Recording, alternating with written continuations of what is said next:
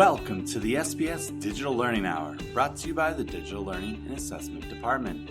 We're coming to you today from a conference room in Central Office, bringing you the latest news in Springfield Public Schools in regards to technology, along with inspiring interviews from teachers who are using technology in the classroom.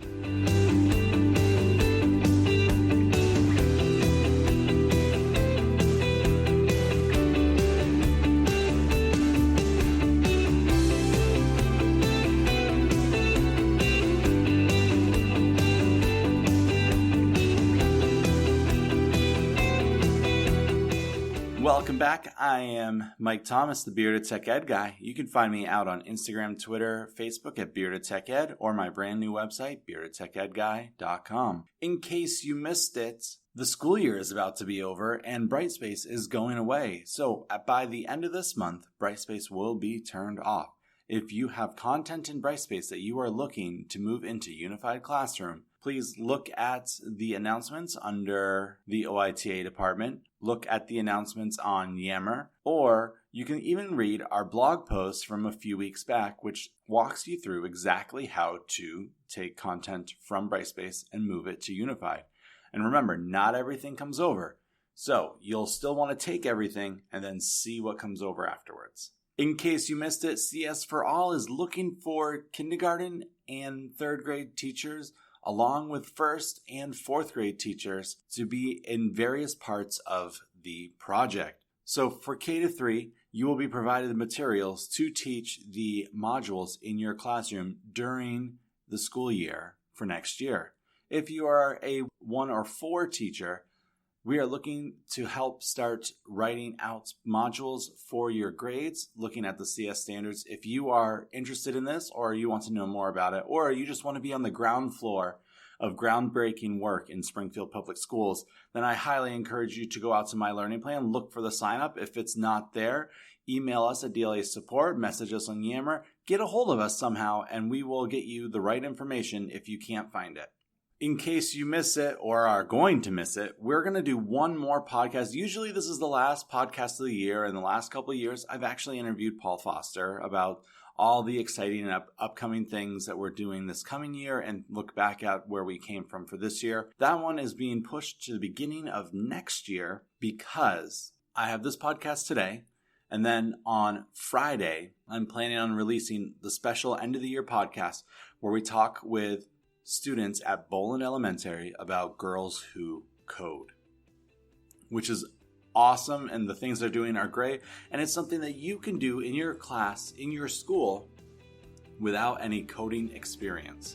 So I highly encourage you to listen and follow up, and that's it for our announcements this week. Coming up next is our summertime fun list.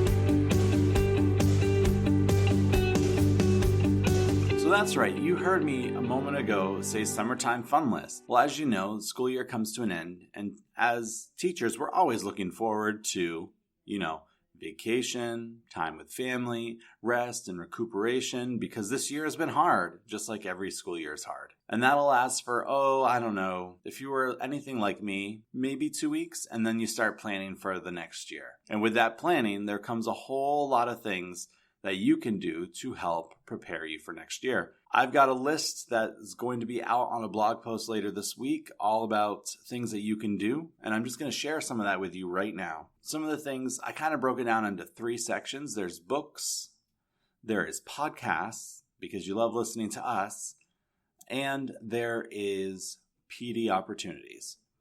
So I'm going to share with you a few books, podcasts, and free PD opportunities that you can take and do over the summer. Because as you know, as teachers, we don't have an endless amount of money to provide ourselves with the proper PD that we need. If we could, we would be able to have PD all the time available to us easily. With that, just a few books that I've really enjoyed reading this past year. First one is called Disrupt Thinking: How We Read Matters by Kylie Beers and Robert E. Probst. I'm probably mispronouncing that. I tried it 3 times. Hopefully one of those is correct. The authors delve into one of the problems that I remember having as a teacher, which is trying to solve the lack of engagement with what the students are reading. Sometimes you get 50% of the kids, sometimes it's 60%. Sometimes you might have a piece of reading that they're doing that gets all 100. But most often or not, there are always readers who, no matter what strategy we teach, still struggle or are disinterested with what we're offering.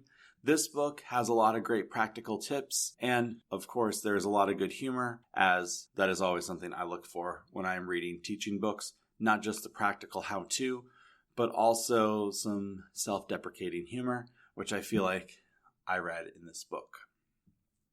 So I'm not going to go through the whole list, of course, because I want you to read the blog post too. The other book that I'm going to point out on this list is actually one that might not be for you or just for your classroom, but maybe for you personally.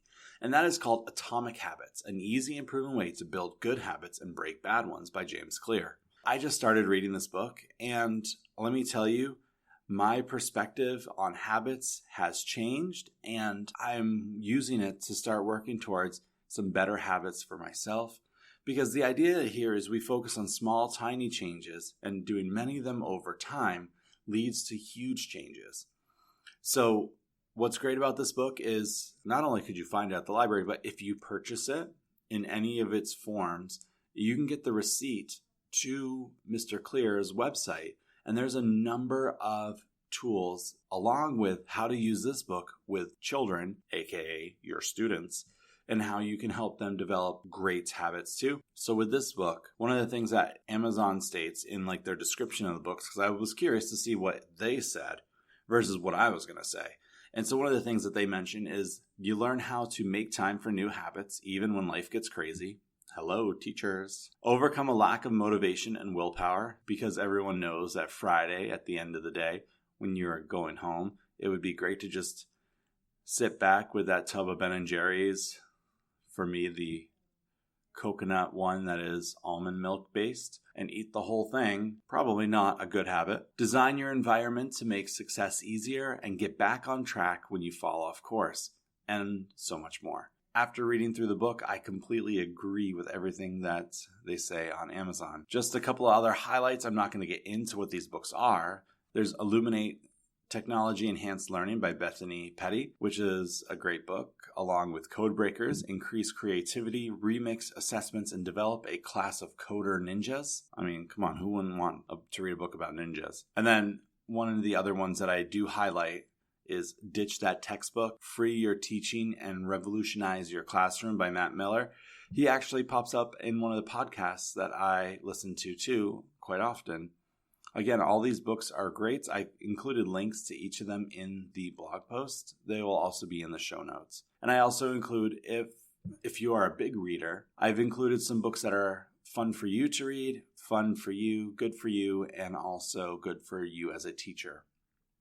So including a couple of books by Brene Brown. If you've never heard her speak on TED Talks, I highly suggest you go and do that. I think she even has a Netflix special too. Next in this group is podcasts, because other than listening to this podcast, which I know you love, at least that's what people tell me, there are a lot of other great podcasts to listen to. And some of the ones that I'm highlighting are ones that I do listen to also. There's The Cult of Pedagogy.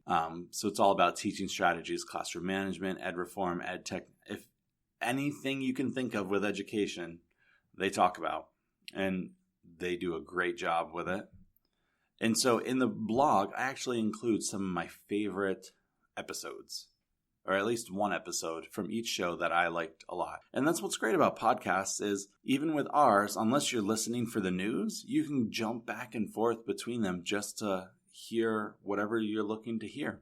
There's also a Hack Learning podcast, which is a shorter podcast about making changes in your classroom, improving using technology to improve your classroom. The House of #EdTech. And this podcast is a great way to show how technology is impacting the classroom. And so the podcast, they discuss things like syncing physical and digital learning spaces, which with our online classroom that we have now with our LMS, that is something that we have to start thinking about. A couple more of my favorites is Easy Ed Tech Podcast with Monica Burns. I follow her on all of the social medias, and I think there's a lot of great tools and tips that you can pull from her. She just started doing her podcast, so I highly encourage you to start listening. There's a lot of great things going on there. And then the STEM Read podcast. So the STEM Read podcast explores the connection between STEM and storytelling, and so the hosts dive into talking about what STEM education looks like, and a lot of times, because it's STEM Reads, they connect it to books that students are reading. My favorite episode actually is one that kind of relates to what I went and saw at ISTE last year, which is all about the Martian and the science that is in the Martian. And now, of course, just like with the books, I include some that are fun for you, good for you to learn from, and a couple that are actually Google related, but you can apply those same things that they're talking about with Microsoft tools also. So even though it's Google based, what they're talking about are ways and strategies you can use Microsoft for. And if you do look at that list and you really want to, the two that I listen to the most off of that list is Beyond the Screenplay and the West Wing Weekly Podcast. So those are my two of my favorite of all time podcasts. So now probably comes to the one that you're most curious about, which is professional development. So for PD, summertime is always the best time to get quality PD, and there's many options out there. I'm posting some that are free that you can take part in. The big thing with them being free is generally the free is online, which means that you do have to use your computer to be a part of it. The first one that I'm going to mention is the 2019 Q #Ditch Summit. Last year I participated in it. I found it extremely useful, and I came away with a lot of great materials that I have shared with other teachers. There's KQED, which focuses on digital media. Lots of free courses. The Third Wheel Teacher has that one is less of a this is what kind of PD they offer. They are just one that has gone even above and beyond what I'm doing for the blog and podcast this week. And they have a humongous list of great free online PD. And so what I also liked is they also point out some of the positives and negatives of each of the types of PD. There's the ASCD, which has a whole bunch of free podcasts. Not podcasts. They have a whole bunch of, maybe they do. They have a whole bunch of free PD opportunities. So you can use their site to find a bunch of them. You don't need to be a paying member, to access many of the webinars. There's the Education Closet, which does one PD a month for free. This current month, it's all about podcasting in the classroom. Previous months include social emotional learning and the arts, student engagement, teacher collaboration, and equity through the arts.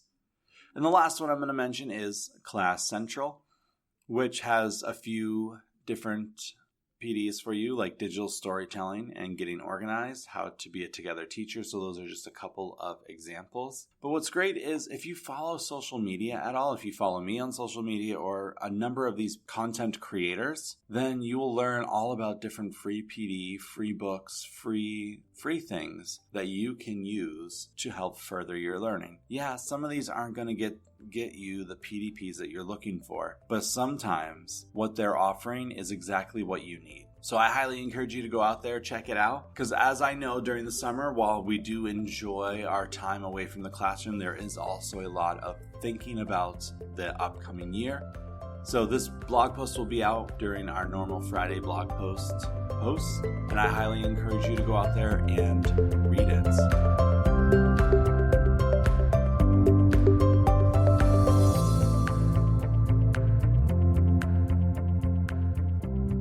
So wherever you listen to us, I highly encourage you to go out there, give us a review, give us a rating. We're trying to get into the Educational Podcast Network, something that I had just recently applied for now that we've got a number of episodes and we've got a lot of data showing that people are listening to the podcast. Go out there, give us some reviews, give us some public reviews. That would be great for all of us so that we can continue to promote the podcast and move it up. One of the things you might have noticed is that there are no ads on this podcast. That is because it is put on by our district, and our district doesn't need to take on ads to pay for this podcast. So I just want to thank you again. I am Mike Thomas, the Bearded Tech Ed Guy, and this is the SPS Digital Learning Hour.